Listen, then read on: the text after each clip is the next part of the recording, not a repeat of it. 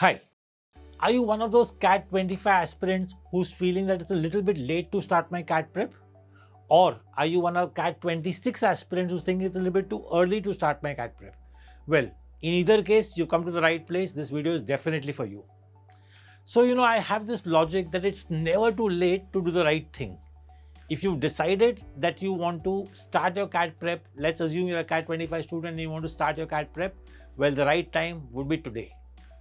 Now, how do you look at, what is the right time, how much time is required? A very common question asked to me by a lot of parents also is how much time is required for CAT prep? I never normally look at it in terms of amount of time required for CAT prep. I always look at it in amount of what work do you need to do. So what is the effort you need to take, or what is that thing which you need to do to shine? Okay. So for me, very frankly, I always divide it into the amount of effort I need for each of the areas of CAT. So let's start with DILR. In all my earlier videos of DILR also, you must have noticed I always talk about approximate 500 to 600 sets in that whole year. This is besides your class time and besides your mock series or whatever. Roughly 500 sets is what I expect people to do. Now, how much time should 500 sets take? I know that on a day of the CAT, you might have only 10-15 minutes for one set. But very frankly, in practice, you will need a little bit more time. So I normally put this as approximately 200 hours.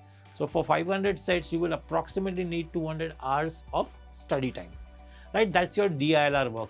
Now, how do you go about this 200 sets? How many sets a day? All will depend on when you have started. We'll come to all those things later. Now, what about for BARC? Now, if I look at RC, also similarly, when I look at RC, you would approximately need to solve 400 RCs. Now, these 400 RCs could approximately take you 180 hours, same logic of what I just did for a DILR set. If you're taking approximately 180 hours for 180 to 200 hours for RCs, then the remaining 50 hours to 60 hours will definitely go for VA. Now, VA doesn't take a lot of time because, the practice is very repetitive and should not take a lot more time. And quant, which is like the bulk of the time consumption. So whatever time I normally say, whatever time you require for VA plus VRC plus DILR is what you approximately require for quant, which is approximately 450 to 500 hours. So now what is this? This whole thing totally is a package of 1000 hours. That is what I expect a child to put for CAT prep. And as I've been saying a couple of times, this is besides the class time, is what you should look at. Now, this 1000 could be 800 for somebody who's slightly more brilliant. It could be 1100 if the child is slightly weak. But this is a ballpark figure. There is no exact number, that this is it, what it will work. Now, how does it work for different people? We all understand that different people have different starting points.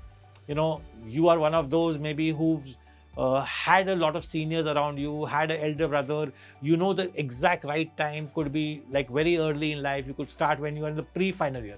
Now, I advise this to a lot of students who are in the pre-final year, whether you are in the third year of your engineering, entering the third year of your engineering, or the second year of your BBA, BCom, BMS, whatever that is.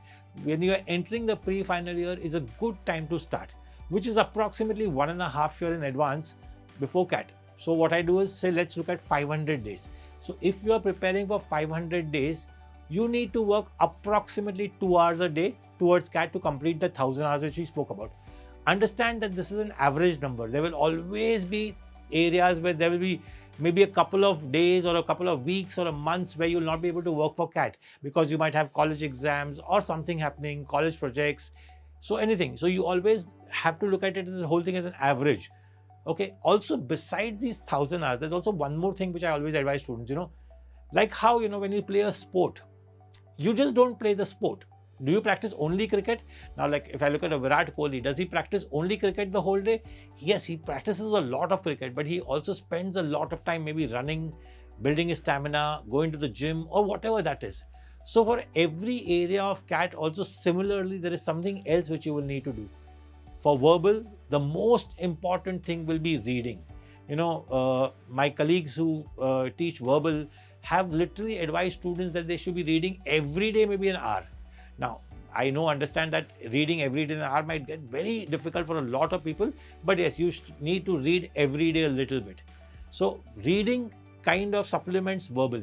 Again, that can be different for different people. People who are weak at verbal, the logic is that just solving RCs will not help you clear the CAT.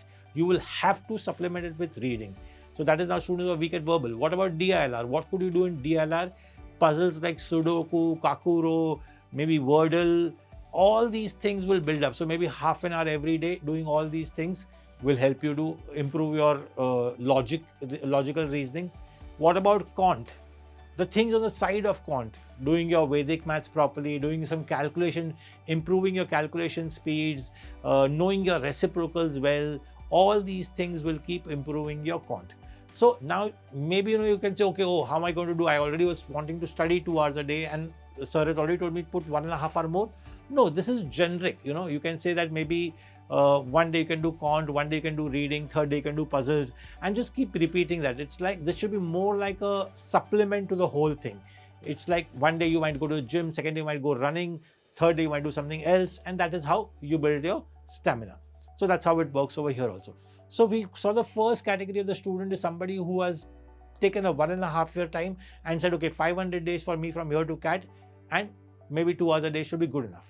The next slot of people comes in, people who start prep of CAT for the next year when the CAT has just got over in this year. The CAT gets over in November. So December, January, a lot of people start preparation for CAT. So approximately 300 to 350 days for CAT or before CAT. Now, if you still have that same 1,000 hours which I want you to do, so your time per day will go up to 3.5 hours. So depending on where you are starting, I would just want you to look at it and say, okay, 1,000 hours a day, 1,000 hours in all. And so I don't think so at this stage you should start compromising. You should still look at it in the same way and say, okay, I will prepare for 1,000 hours.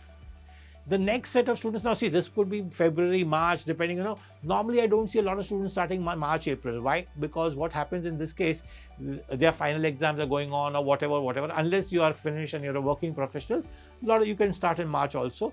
But then the next set of people who come in normally to prepare are the ones who have finished their graduation and have taken a 6-month sabbatical break, whatever you want to call it.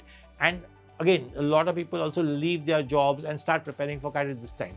Please understand, this is not an advice that you should leave your job and start preparing for CAT. I'm talking about what a lot of people do. So at that time, that is approximately 180 to 200 days left. And these are the people I believe have a lot of time on their hand because their college exams are over or they've just left their job. So they should be putting that easily 4 to 5 hours a day and reach the 1,000 number comfortably. Okay, these are also not the students who want to compromise. Yes, but if you are, say, starting at 200 hours and you still have a job going on or you're still in the final year of college, then maybe you might want to compromise 10% or 15%, maybe 10%. Instead of 1,000 hours, you can start putting 900 hours.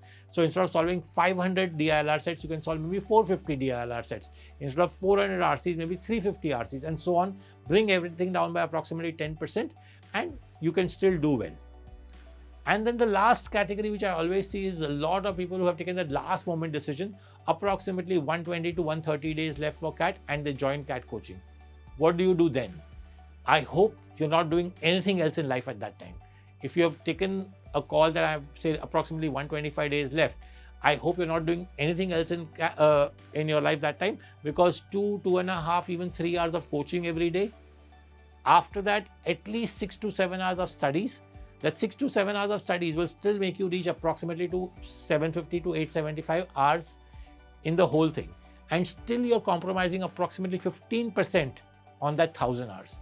So, this is how I look at dividing my categories on what is the right time to start the CAT prep. As I said, there is no right time, there is no wrong time. Yes, I would not advise you to, start your CAT prep with, say, just about 80-90 days left. Very difficult. Yes, at that time you can concentrate on other tests, like maybe the slightly easier, the test which happens slightly later. For example, XAT happens in January, so you can still concentrate on XAT. Maybe CET happens in March, you can concentrate on such tests. But very frankly, if you're preparing for CAT and if you have around 80-90 days, unless you're really brilliant, I don't think so it is very easy to crack it. So, well, with that I come to the end of this video. I hope you understand what time frame suits you the best. Look at whatever suits you the best and take the decision. Best of luck.